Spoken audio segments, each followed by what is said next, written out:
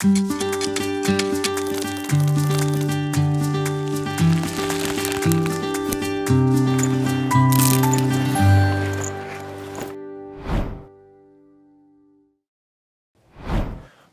to Evangelism FAQ, a Grow video series addressing many common fears and understandings about mission.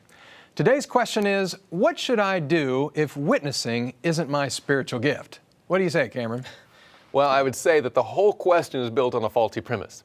The expectation here is that there are spiritual gifts and witnessing is one of them, and if I don't have it, I guess what do I do?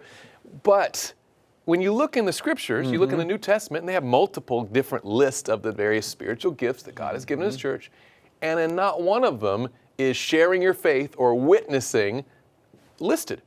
It's almost as though it's not supposed to be a specialty gift, it's just something we're all supposed to do. It's not just almost as so. We could look at places in the Bible. I'd like to look at one of them. Sure. In Mark chapter 1, verse 17. It says, "Then Jesus said to them, 'Follow me, and I will make you become fishers of men.'" So when Jesus calls us as disciples to come and follow Him, there's not like multiple tracks you go down. It's basically, I will make you become fishers of men. He is going to help us to become witnesses. That's innate in the process. So the way I like to explain it is sort of like when you go to buy a car. You know, you can go and get all different types of specs on your car. If you go in a cold state, you might like those heated seats, you know, and you turn it on and it warms you up. You live in Michigan or something. Or you might like the alloy wheels or something like that. But usually you have to pay the premium package price or something. But I've never gone into a dealer and said, how much extra is it going to cost me to get that steering wheel put on there?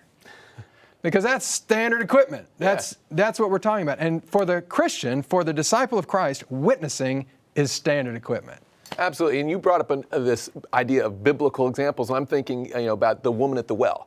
Jesus has this encounter with the woman, and she obviously changed her life, and she gets excited about what she's learned, and automatically it just starts coming out of her. She starts sharing with people, and the fascinating thing is Jesus explained to her and said, "Whoever drinks of this water will thirst again," speaking of the literal water at the well, right? "But whoever drinks of the water that I shall give him will never thirst. But the water that I shall give him will become in him a fountain of water springing up into everlasting life." Right. So notice, we're not just supposed to receive and be satisfied, oh, now I've had my spiritual water of life. But that, just like the disciples, I'll make you become. He says this water will become in you a fountain of life springing up, so that it's not stagnant, it's moving and sharing as part of every Christian's experience. It's not just consuming, you're now a source of water, of offering the gift of salvation to others. So, I think about people when they worry about this question, what they're really saying is, this is not comfortable for me. Yeah. But we need to understand that part of the faith walk is coming out of our comfort zone. I think of one woman who prayed, "God, help me, I feel a burden to share my faith," but she didn't know how to do it.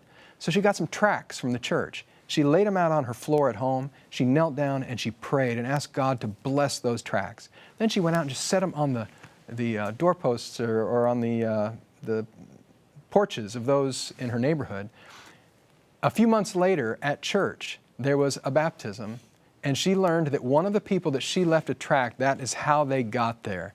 People may not always immediately be giving a Bible study or the like, but we've got to start somewhere. Even those who are shy can share their faith. Yeah, and we've been told in no uncertain terms, Sister White has told us in Christian Service, page 68, the dissemination of the truth of God is not confined to a few ordained ministers. The truth is to be scattered by all who claim to be disciples of Christ. Are you a disciple of Christ?